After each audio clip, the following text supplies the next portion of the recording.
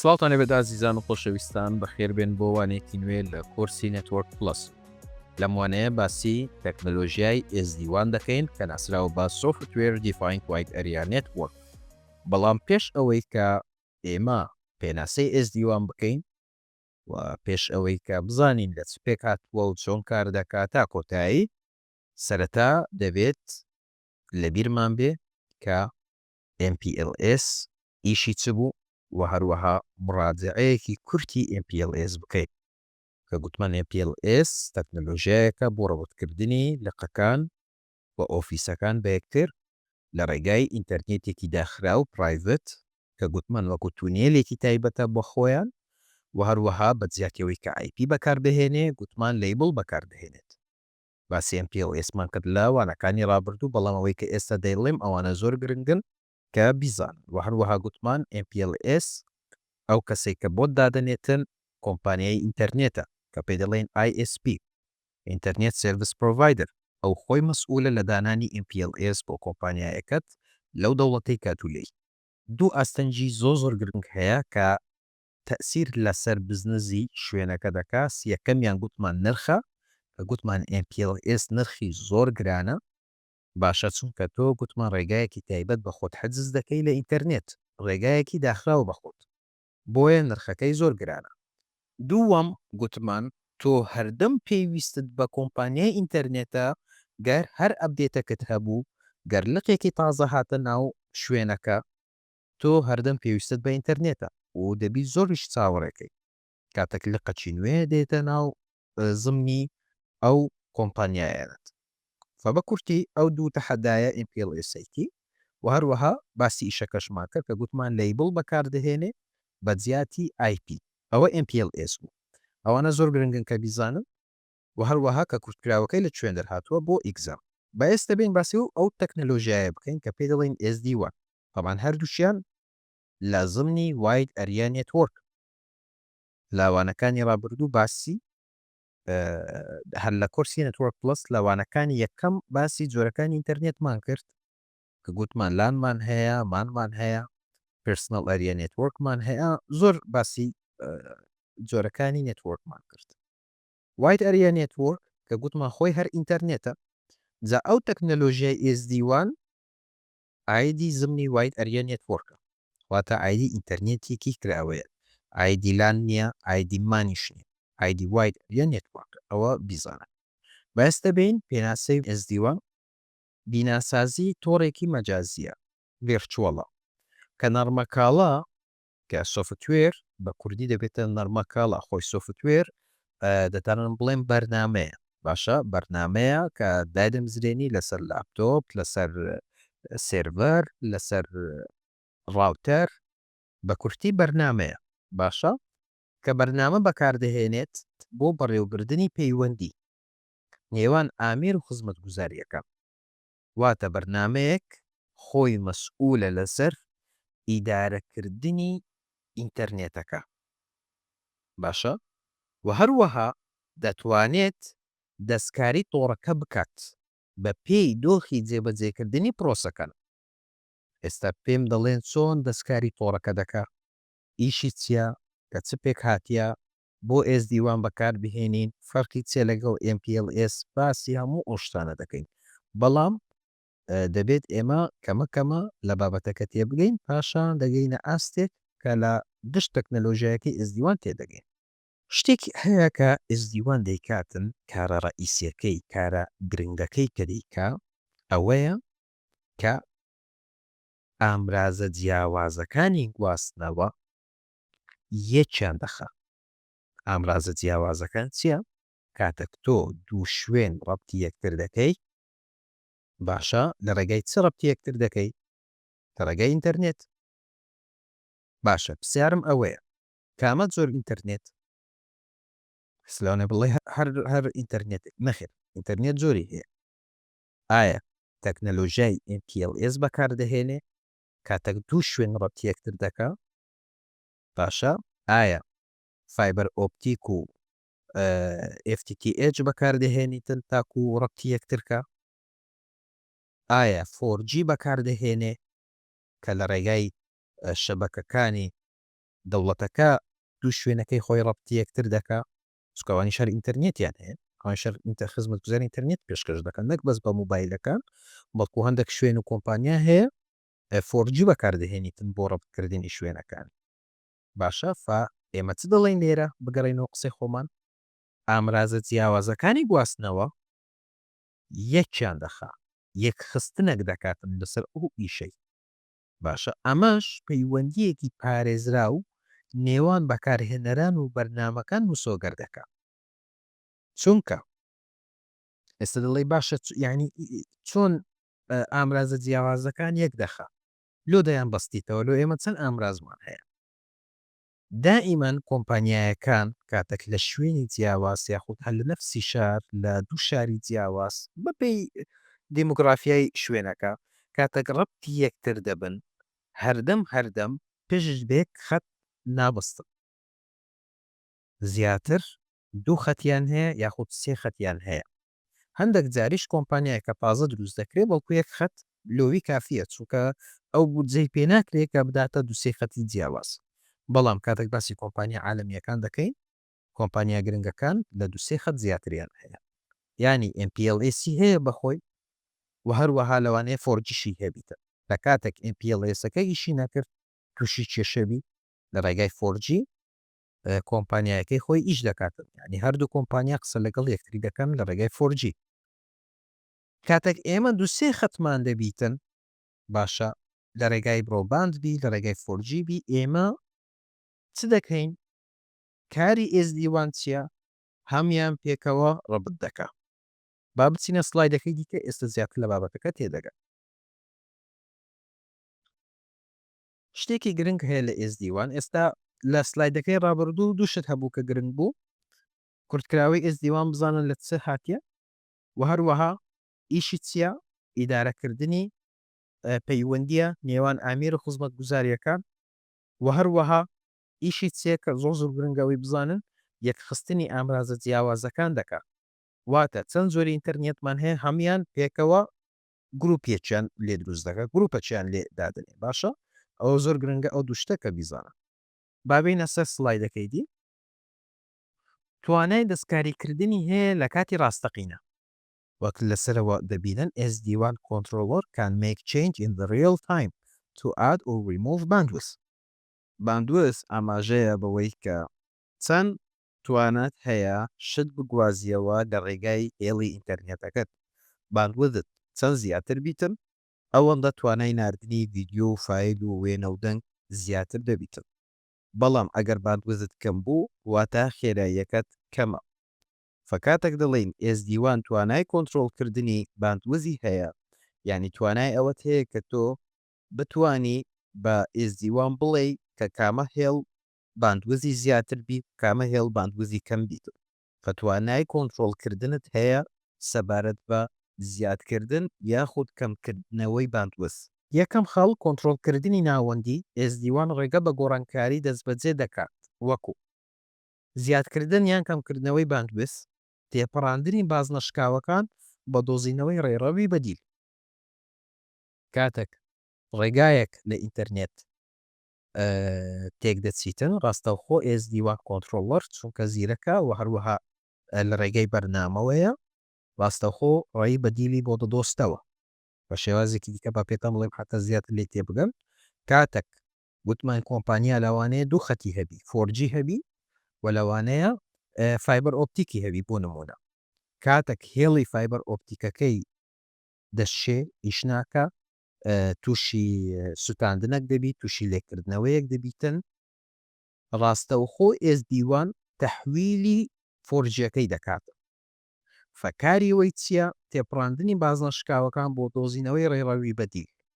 بە معنایەکی دیکەشی هەیە و هەروەها ئەو ئیشش دەکاتن کاتێک هەر لەناو ئینتەرنێت کاتێک ئەو ڕێی ئیش ناکاتن مەسەن چەندین ڕاوتەر مەسەن لێرە ئیش ناکەن ڕاستە خۆی ڕێی ڕاوتەرەکان دەگۆڕیتن بە ڕێیەکی دیکە تاکو و داتایەکە بڕوە SD1 ئاسانکردنی بەڕێوەبردن و کارکردن بە جیاکردنەوەی ئامێرە فیزیکیەکان لە میکانزمی کۆنتترۆلیان تۆڕەکان ئاسانتر دەبن بۆ بەڕێوەبردن و کاراتر دەبن کاتێک باسی جیاکردنەوەی نێتوۆرک هاردوێر فرۆم کۆنتترۆل مەشین دەکاتن ئێستا باسی دەکەین بە شێوازێکی دیکە کە باسەکە چییە دیاکردنەوەی ئامێرە فیزیکیەکان لە میکانزمی کۆنتترۆلکردن بۆ ئاسانتر دەبێت بۆ بەڕێوەبردن سەیری ئەو وێنەیە بکەن باشە هاوڕێن ئێستا دێنە سەر بابەتی پلینەکان گەرکەمە چیژبی دەبی لەو بابەتی تێبگەی تاکو لە ئSD1 لەو تەکنەلۆژیایە بە تەواوەتی بزانی کە ئیشیوی چییە هەموو ئامێرەك پێک هاتووە لە سێ بەشی سەرەکی مانجمنت پلین کۆنتترۆل پلین داتا پلین واتە مانجمنت پلین ئەو بەشەیە کاتەک تۆ کۆنتترۆڵی جیهازەکە دەکەیت لە ڕێگای کۆدەوە کاتەک تۆ کۆنتترۆڵی ڕاوتەرەکە دەکەی جا بە یوزەر ئینتەرفەیسبی بە کۆدبی ئەوە مانجمنت پلینە کاتەک تۆ ئەوامری دەدێت تاکو تۆ کاتەک تۆ ئەمری دەدێت ئەوە مانجمنت پلینە کۆنتترۆل پلین عقلی ئامێرەکەیە باشە عقلی ڕاوتەرەکەیە کاتەک تۆ پرۆتۆکۆڵی تەکنەلۆژیایی لەسەر ڕاوتەرەکە جێبەجێ دەکەی وەکو OSPF پرۆتۆکۆڵەکانی دیکە ئەوانە ئەو کەسەی کە ئیشی لێ دەکات ئەو بەشەی کە ئیش لەو پرۆتۆکۆڵانە دەکاتن عقلەکەیە عقلی جیهازەکەیە کە ئێمە پێی دەڵێن کۆنتترۆل پلین ئەو مەسئولە لەسەر گشت بابەتەکانی ڕاوتینگ و بابەتەکانی پرۆتۆکۆڵەکانی ڕاوتەرەکە و ئامێرەکە بەشە چیست دیکەمان هەیە بەشی خوارەوە کە پێی دەڵێن داتا پلین ئیشی وی چییە زۆر بە ئاسانی هیچ تێناگە لە عقلی نییە کۆنتترۆل پلینی نییە مانجمنتیشی نییە ئیشی وی چییە داتا پلین تەنها وەرگرتنی زانیاری و ڕەوانەکردنی زانیاریە کاتەک تۆ کێبڵک دەکەیە ناوڕاوتەرەکە کاتێک زانیاریەکە وەردەگرێ و دەینێرێ ئەو تەنها ئیشیوی ناردن و وەرگرتنە باشە ئەوە ئیشی داتا پلینە بەڵام کامەیە عقلەکە کۆنتترۆل پلین باشە ئەوەیان زۆر گرنگە بیزارن سەیری ئەو ڕسمەش بکەن ئێستا بە جوانتر بۆتان دیارە دەبینن کۆنتترۆل پلین عقلی ڕاوتەرەکانە فۆروەردینگ داتا پلینە ئیشی وەرگرتن و ناردن ئیشی داتا پلینە عقلی ئامێرەکە پێی دەڵێن کۆنتترۆل پلین مانجمنت پلین ئەو بەرنمەیە ئەو کۆدەیە کە تۆ داخلی دەکەی تاکو ئامێرەکە وەری بگریتە لە ناوی خۆی دیارە مانجمنت واتە ئیدارەکردنی باسی ئەوێنەیەمان کرد کە گوتمان هەموو ئامێرێک لە سێ بەش پێک هاتووە وەک دەبینن ئەوە ڕسمێکی ڕاوتەرێکی سیسکۆیە ئەو شوێنەی کە دڵێن داتا پلینە کە ئیشیوی تەنها ناردن وەرگرتنی زانیاری کێبڵەکانە وەک دەبینن ئێرەەوە ئەو پۆرتانە ئەوە پێی دەڵێن بەشی داتا پلین لە هیچ عقلك پێک نەهاتووە هیچ شتێک پێک نەهاتووە بەڵکو تەنها ئامرازی کارەباییە باشە ئەوە پێی دەڵێن داتا پلین مانجمنت پلین کاتە کێبڵک ڕەبط دەکەین و بەرمەجەی ئەو ڕاوتەرەی دەکەین ئەوە مانجمنتە ئێمە ئیدارەی دەکەین کۆنتترۆل پلین ئەو کۆنتترۆل پلینە لێرەیە وەک دەبینن لێرە شوێنی عقلی ڕاوتەرەکەیە کاتێک بە ڕاوتەرەکە دڵێ تۆ ئەو پرۆتۆکۆڵە بەکاردەینی ئەو نیزامە بەکاردەینی یوزەر نێم و پاسۆرد ئەو هەیە تا کۆتایی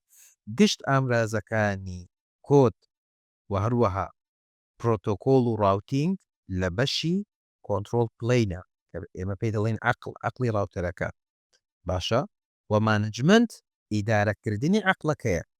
یان بە شێوازێکی دیکە و دەتانی بڵێم مڕاقەبەکردنی ئادای شەبەکەکە چۆنە ڕاوتەرەکە چۆن ئیش دەکاتن ئەوە هەمووی لە بەشی مانجمنتە SD1 چ دەکا ئەو تەکنەلۆژیایە چ لە بەرنامە پێک هاتووە چ دەتانی لە نەفسی ڕاوتەرەکە SD1 جێبەجێ بکەیت ئەگەر توانای SD1 هەبی یان ئەوەیە ئامێری SD1 دەکڕی SD1 کۆنتترۆلەر ئیشی وی چییە هەڵدەستێت بە جیاوازکردنی کۆنتترۆل پلین و مانجمنت پلین ڕۆبەتیان دەکاتن بە یەکێک لەو سێرڤزانە ئێستا ئەوانە کە لێرە نووسیتم ئەوانە 6 خزمەت گوزارینە 6 کۆمپانیای خزمەت گوزاری SD1ن کە زۆر گەورەنە باشە ئەو کۆمپانیانە یەکنیە لە 6 گرنگترین کۆمپانیایەکانی جیهان کە خزمەت گوزاری SD1 پێشکەش دەکەن واتە شوێنەکان دەتانی مەسەن چەندین ئۆفیس و لەقەت ڕەبتی یەکتر بکەیت لە ڕێگای SD1 سایتی ئەیمان هەیە و سایتی بیمان هەیە. دوو شوێنی جیاوازمان هەیە. ئەو دوو شوێنە کاتێک ڕەبتی یەکتر دەبن گوتمان لە ڕێگەی ئینتەرنێت و هەروەها گوتمان کامە نەوعی ئینتەرنێت نەوعی زۆرە. بۆ نمونە لە ڕێگای پرایڤەت لاینەکەوە ڕەبتی یەکتر دەبن پرایڤەت تونێلێکەوە کە پێی دەڵێن ئێمە MPLS لە ڕێگای MPLS ڕەبتی یەکتر دەبن بە گوتمانەکەک لە کێشەکانی گرانە. دووەم لە ڕێگای ئینتەرنێتی کراوە پەپڵک هەر ئینتەرنێتی تەبیعی خۆمە کە بەکاری دێنین باشەنەک ئینتەرنێتی داخراو کە بە پارەیەکی زۆر ئینتەرنێتی کراوە کە گوتمان لە ڕووی ئەمنیاتەوە ئەمنیاتی نییە چونکە پێویست بە VPN و پێویستت بە چەندین بابەتی پاراستنە تاکو ئەو دوو شوێنەت تووشی هاکردن و تووشی دزینی زانیاری و تاکۆتایی نەبێت چکە ئینتەرنێتەکەت کراوەیە ئینتەرنێتەکەت وەک MPLS داخراوە نییە. شێوازە چی دیکەمان هەیە لە ڕەبەتکردن 4G یان 5G لەوانەیە ئەو دوو شوێنە لە ڕێگای 4G ڕەبتی یەکتر بووینە و لە ڕێگای ئینتەرنێت دوو لاینی هەیە کاتێک ئینتەرنێت ئیش ناکە بە 4G ئیش یەکتر تەواو دەکەن ئەگە 4Gەکە ئیشی نەکرد لە ڕێگای ئینتەرنێت باشە ئەوە سێ جۆری نێتوەرکە. باش SD1 چ دەکاتن لە سایتی A طبعاً ئێمە هەموو ئەو شتانە کە دەیکەین تاکو لە کۆڵی MPLS ببین چکە گوتمان MPLS نرخەکەی گرانە. باشە سایتی A بەرنامەیەک دادەمەزرێنی لە راوتەرەکەی یاخود ئامێرێک دەکڕیتن کە پێی دەڵێن SD1 کۆنترۆلەر باشە هەڵدەستێ لە سایتی ئەی دایدنێ شوێنی ئەی و هەروەها شوێنی بی کە لە وڵاتێکی ترە هەڵدەستێ عینەشت دەکا ئەگەر ئەوە لێرە جیهازی دانا ئەوەش لێرە جیهازی SD1 دادنێ ئەگەر ئەوە لێرە بەرنامەی SD1 دانا سایتی بیش کە لە مسرە لۆ نمونە ئەویش دەڕواتن ئەو جیهازەی دایدنێ هەردووچیان ڕەبتی یەکتر دەبن لە ڕێگای خزمەت گوزاریەک کە پێی دەڵێن SD1 کە گوتمان ئەو شەش ویبسایتە ئەو خزمەت گوزاریانە دابەش دەکەن. SD1 کاتێک ڕەبتی یەکتر دەبن چ دەکا 4G و 5Gەکە و ئینتەرنێتەکە و MPLSەکە هەمویان دەکاتە زمنی یەک بازنە واتە لە ڕێگەی بەرنامە خۆیان هەڵدەبژێرن کە بە کامە ڕێگە هاتوچۆ بکەن ئایا لە ڕێگای 4G هاتوچۆ بکەن ئایا لە ڕێگای ئینتەرنێتی کراوە قسە لەگەڵ یەکتری بکەن یاخود لە ڕێگای MPLS قسە لەگەڵ یەکتری بکەن. باشە ئیشی SD1 ئەوەیە لە ڕێگەی بەرنامە تۆ کۆنترۆڵی هێڵی ئینتەرنێتەکەت هەبی واتە لە ڕێگای بەرنامە بتوانی خۆت هەڵبژێری بە کامە سێڤەر بە کامە سرویس بتانی ئیش لەگەڵ یەکتری بکەن لە ڕێگای بەرنامە هەڵبژێری کامە لە کواڵەتی سرویس گرنگترە یعنی کامە ئەولویاتی هەبیتن لە ڕووی ناردن بۆ یەکتر بۆ نمونە دەڵێ کاکە باک ئەپکردنی فایلی کۆمپانیایەکەی سایتی ئەی سایتی بی لە ڕێگای 4G بی بەڵام دەنگەکەم لە ڕێگای MPLS بێ یاخود بالعکس دەڵێ مەسەلەن دەنگەکەم لە ڕێگای MPLS بی بەڵام باک ئەپکردن و ناردنم لە ڕێگای 4G بی و هەروەها بە بەرنامەکە دەتانی بڵێ کاتێک MPLSی من کاری نەکرد تۆ بە 4G ئیش بکە تا کۆتایی یانی ئیدارەکردنی گشت ئەو سێخەتەت لە ڕێگای SD1 دەبی ئەوە فکرەی SD1 بەڵام کاتێک تۆ SD1 دادنەی ئێمە گوتمان هەدەفمان ئەوەیە کە لە بودجەکە کەم بکەینەوە چکە MPLS گرانە ئەو کات تۆ پێویستت بە MPLS نابی کاتێک شوێنی ئەی وە شوێنی بی لە دوو دەوڵەتی جیاواز ڕەبتی یەکتر دەکەی لە ڕێگای MPLS ڕەبتیان ناکەی لە مۆدووە تەنها لە ڕێگای ئینتەرنێت و لە ڕێگای 4G یان 5G لە ڕێگای هەر خزمەت گوزاریەکی دیکە ئینتەرنێت ڕەبتیان دەکەی بەڵام کاتێک ڕەبتیانت کرد پێویستت بە SD1 دەبی تاکو کۆنترۆڵی ئەو ڕەبتەی بکە ئەو بازنەیە ئێستا کە گوتان لە ڤیددیوەکەی لە MPLS کە باسم کرد گوتم ئینتەرنێتی کراوە خەتەرە تۆ ناتوانیت شوێنی ئەی وە شوێنی بی ڕەبتی یەکتر بکەی لە ڕێگەی ئینتەرنێتی کراوە چونکە هەزاران مەترسی هەیە SD1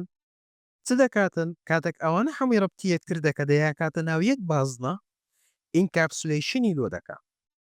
واتە تەخلیفیان دەکاتن لە ڕێگای پرۆتۆکۆڵی سکوریتی خۆی یەک لەو پرۆتۆکۆڵانە کە بەکاری دەهێنیتن VPN کە تو لە سایتی VPN تایبەت و لە سایتی VPN تایبەت هەردووکیان ڕەبتی یەکتر دەبن و هەروەها داتا و زانیاریەکان ئینکاپسولیشن دەبی واتە لە ڕووی سکوریتیەوە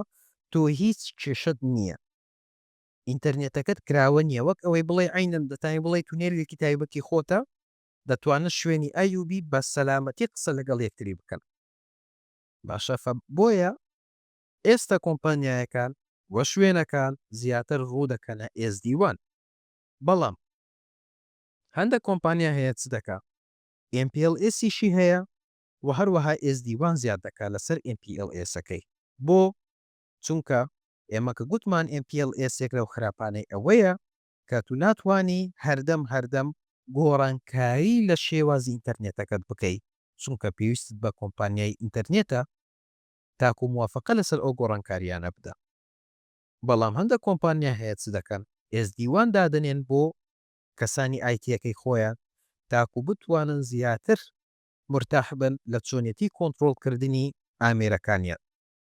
لە چۆنیەتی دانانی ئەولەویاتیان لە چۆنیەتی دانانی فلتەری سکوریتیان ئەو کاتەی هەردەم ئایتیەکانی سایتی A و سایتی B پێویستیان بە کۆمپانیای ئینتەرنێت نابێ کاتێک MPLSیان بەکاردەهێنە بەڵکو ئێستا بە خۆیان دەتوانن لە ڕێگای بەرنامەی خۆیان بتوانن کۆنتڕۆڵی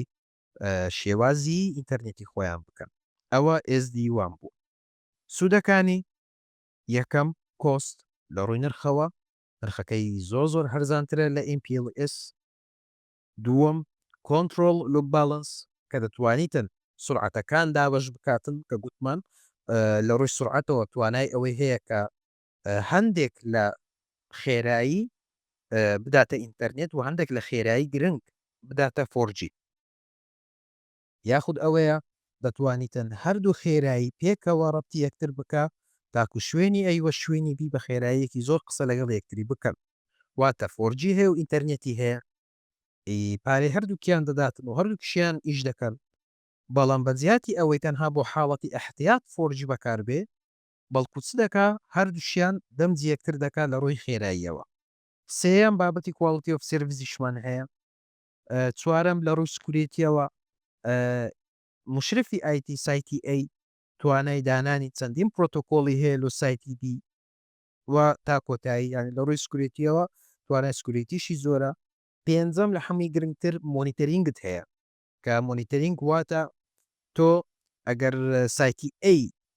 بۆ نمونە ئۆفیسە سەرکیەکەبی و سایتی B لقەکەبی لە ئۆفیسی A دەتوانێت بزانێت کە سایتی B دەڕواتە کامە ویبسایت مۆنیتەرینگ کامل بکاتن کامە هێڵ خاوە بۆ خاوە داتایەکان بە کامە ڕێگا دەڕۆن مۆنیتەرینگەکی کاملی دەبیتن واتە مڕاقەبەکردنی ئینتەرنێتەکەی دەبی دەشتنە کۆتایی بابەتی تەکنەلۆژیای SD1 SD1 تەنها لەوەندە پێک نایە بەڵام بۆ نێتوەرک پلس تەنها ئەوەندەت لەسەرەکە بیزانی ڕەبەتکردنی چەندین خزمەت گوزاری بە یەکتر SD1 دەیکاتن SD1 پێک هاتووە لە بەرنمەیەک سۆفتوێر کە دادەمزرێت لە هەردوو شوێن بۆ کۆنتڕۆڵکردنی شێوازی کاروباری خزمەت گوزاری ئینتەرنێتەکان ئەوانە کە زۆر گرنگە بیزانی بەڵام غەیری نێتوەرک پلس گەربەی لەسەر تەکنەلۆژیای SD1 کە